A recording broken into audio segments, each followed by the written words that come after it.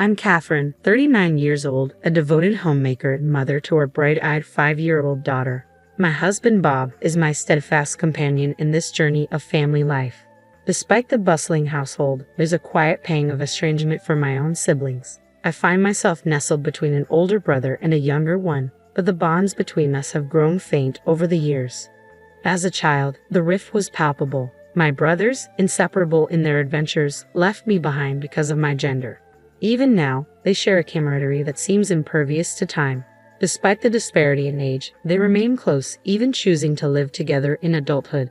Since my marriage a decade ago, the distance from my family has widened, leaving me to wonder about my brothers' lives from afar.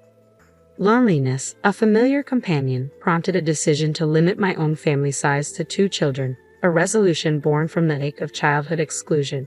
Yet fate had its own plans. Despite my advancing age, the arrival of our daughter brought a warmth and joy that filled the void. Now, my world revolves around the cozy embrace of Bob and our daughter, leaving little room for thoughts of my brothers.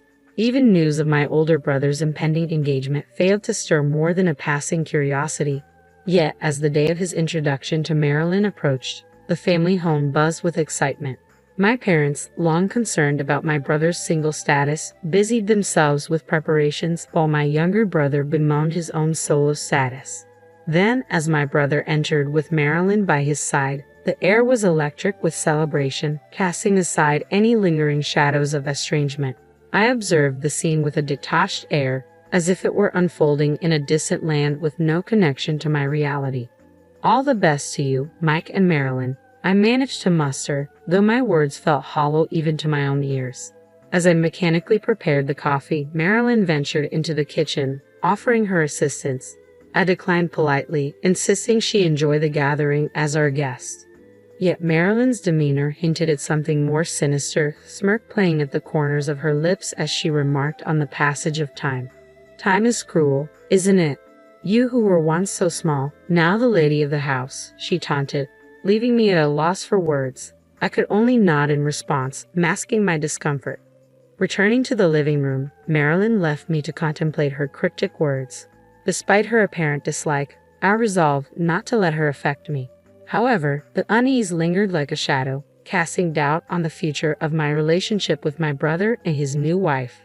A month later, my mother's invitation to the family reunion prompted a visit home. Joined by Bob and our daughter, we entered my childhood home, greeted by familiar faces. As my family embraced Bob and our daughter, I couldn't help but feel a sense of relief at the genuine warmth exchanged. As I busied myself with coffee refills in the kitchen, Marilyn once again appeared at my side.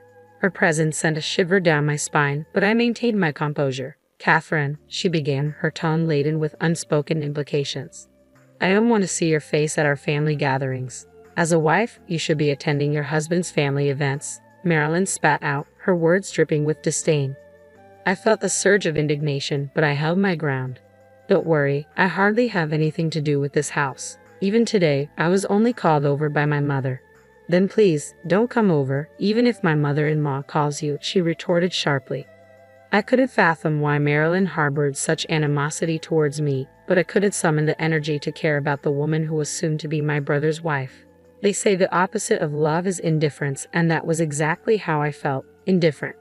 Throughout my life, I had been treated like an unwanted presence by my own brothers, leaving my heart weary. Meeting Bob, starting a family, brought a glimmer of happiness, but Marilyn seemed oblivious to my detached feelings. "If you hate me, please, don't talk to me," I countered, meeting Marilyn's glare before she stormed back to the living room. Since my brother's marriage, my mother had been urging me to attend family gatherings more frequently in an attempt to mend fences. But after the incident with Marilyn, I made a conscious decision to stay away. As long as she didn't make my brother unhappy, her treatment of me seemed inconsequential. My brother's late-in-life marriage had been a cause for celebration, and I didn't want to dampen his joy. We didn't interact often, and I convinced myself that enduring occasional meetings was tolerable. I confided in Bob about my decision. "Do you really want to become family with someone who hurts you?" he questioned, his support unwavering. "It's okay. I wasn't close with my brother, but I still want him to be happy as a sibling. If it ends up with just me bearing it, then it's okay." Bob's words brought a sense of validation, yet I couldn't shake the bitterness. However, my reverie was interrupted by a call from an unfamiliar number. It was Marilyn. "Oh, Catherine, how have you been?" she greeted, her tone falsely cheerful. "When I said I wanted to be friends with you, he immediately gave me your number." Marilyn's voice cut through the silence, catching me off guard. I tried to maintain composure, masking the unease bubbling within me. "Is that so?" I replied, feigning indifference. "Do you keep in touch with Mike?" she inquired, her tone laced with accusation. I hesitated, my nerves fraying at her probing questions. No, I'm not," I stammered. "Are you lying?" she pressed, her voice sharp with irritation. "Even if I badmouth you, no one believes me. How annoying are you?" Confusion clouded my thoughts as I struggled to comprehend her hostility. Did I do something to you, Marilyn? It's the worst to not realize it. Anyway, you're married, so stay out of this. And don't say I said this. If you do, I'll send some scary people I know to your house," she threatened, her words sending a chill down my spine. I ended the call abruptly, my hands trembling with fear. Unsure of my next move, I debated whether to intervene in my brother's impending marriage or seek guidance from my parents. As I grappled with my options, a comforting hand rested on my shoulder, jolting me from my thoughts. Startled, I turned to find Bob's concerned gaze fixed upon me. "You're as pale as a ghost," he remarked, his worry evident. His words brought a stark realization of the fear coursing through me, chilling me to the bone. I recounted the unsettling conversation to Bob, his anger mounting with each word. "What the hell is that for? Just block the number and let's report this to your parents or brother immediately. There's no way he can be happy marrying that person," Bob insisted, his protective instincts flaring. I hesitated, torn between intervening and maintaining distance. "But maybe she's a good person in front of my brother. I just need to stay out of it, I'm sure," I argued weakly. "Do you think that's the end of it? That woman threatened you, didn't she? She's not a decent person. If your brother knew what she did to you, I'm sure." Bob's words trailed off, leaving me seething with anger. "I understand, but why must I be the one to intervene? I've kept my distance from my brothers for so long. If our small family unit remains intact, isn't that enough? Is it not acceptable?" The calm facade I typically maintained shattered as memories of childhood exclusion flooded my mind. The pain of being sidelined by my brothers, as if I were invisible, ignited a long-buried anger. Yet I knew Bob wasn't the target for my frustration. Suddenly realizing this, I turned to him and offered an apology. "I'm sorry. You've done nothing wrong." In response, Bob enveloped me in a tight embrace. "You've been holding back a lot, haven't you? I'm on your side, Catherine. You can vent your feelings to me, but I believe you should talk with your brothers." His words brought a sense of relief, and I resolved to address the lingering issues with my siblings. Despite feeling slightly more at ease, I knew I needed to confront the past. I decided to reach out to my brothers and arrange a private conversation among the three of us. However, the planned call never materialized. Instead, I received a distressing phone call from my mother. My brothers, while on a trip to Maryland, had been involved in a serious accident on their way back. I rushed to the hospital in a state of panic. Marilyn had sustained minor injuries, but my brothers were in critical condition. Upon my arrival, the surgery had concluded, and by some stroke of luck, my brother had managed to pull through. They were promptly transferred to the ICU, granting me only a brief visitation window. Given the strained situation with Marilyn, I kept my distance, mindful of the tension lingering in the air. My mother, however, expressed concern for Marilyn's well-being, suggesting it must be difficult for me to return home alone. "Marilyn, you don't need to worry about anything at home. Why don't you stay with us for a while?" she proposed, her worry evident. But Marilyn, wearing a pained expression, declined with a curt "No, thank you. I'll go home to my parents' house." In a gesture of goodwill, my mother offered to drive her home, yet Marilyn insisted she was fine and swiftly departed from the hospital. Despite my reservations, I couldn't help but feel a pang of sympathy for her. At least she was safe at her parents' home, away from the chaos of the hospital. In the following days, Marilyn never returned to the hospital, while my parents and I made frequent visits. Initially, my brothers were confined to their beds, writhing in pain, but gradually signs of improvement emerged. Meanwhile, my brother's impending marriage to Marilyn remained in limbo. With the wedding arrangements pending and Marilyn unreachable, my mother took it upon herself to liaise with the venue, explaining the circumstances. Unable to broach the topic of reconciliation with my brothers or delve into the contents of Marilyn's ominous phone call, I continued my visits to the hospital. Though they were immobile, their gentle smiles upon seeing me brought a sense of solace. About 2 months into their hospitalization, I approached their room alone, only to overhear my mother and brothers engaged in conversation.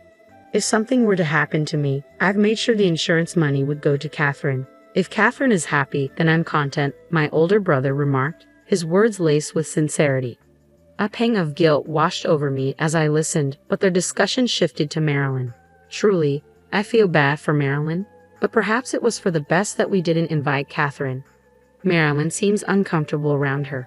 If that weren't the case, we would have invited the whole family, my younger brother chimed in, his words echoing in the corridor. I was dumbfounded by what I was hearing. They were always inseparable, always making me feel like an outsider. That kid, when she was small, she used to imitate me and got injured. I'm a man after all, so I've done dangerous things, but I can't let Catherine get hurt again. Plus, our sister, she's so serious all the time. It's hard to depend on someone who tries so hard at this. I heard my brother's voice, tinged with concern. Mom chuckled in disbelief. You thought that much about Catherine?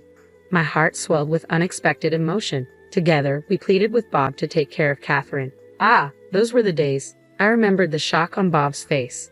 It seems like he's taking good care of her, just like he promised, someone remarked amid the laughter and chatter.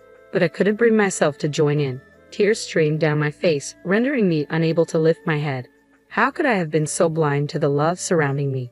At that moment, I made a decision. I retraced my steps and headed to Marilyn's parents' house. When I rang the doorbell and introduced myself, a disgruntled Marilyn appeared before me. Could you please go visit my brother in the hospital? I heard you haven't visited him even once since the accident, I pleaded, bowing my head deeply.